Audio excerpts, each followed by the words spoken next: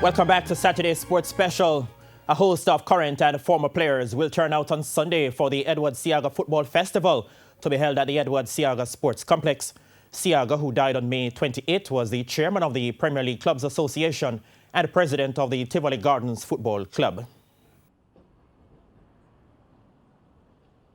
The day is just to celebrate the man, his legacy, what he was about.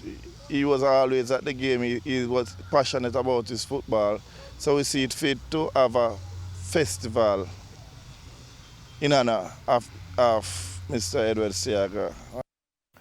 The activities will kick off at 3 p.m. with an under-15 game between Tivoli Gardens and Santos. At 4:15, Tivoli Gardens under-20s will face a Casafa under-20 aggregation. And the final game will see a Tivoli Gardens All-Stars featuring Steve Green, Dwight Heron and Christopher Nicholas facing a PLCA All-Stars team, which will include Walter Boyd, Irvino English and Kevin Pele Wilson. Come out and just entertain the people and support the man that who passed away, Seaga. So it's a great look just coming out and enjoy football.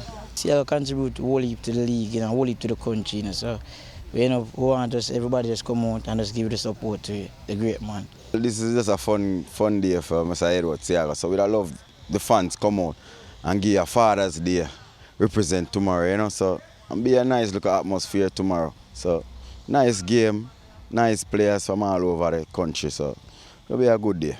It's an honor to be a part of something like this. I mean, when I got the call, when I got invited, I was elated.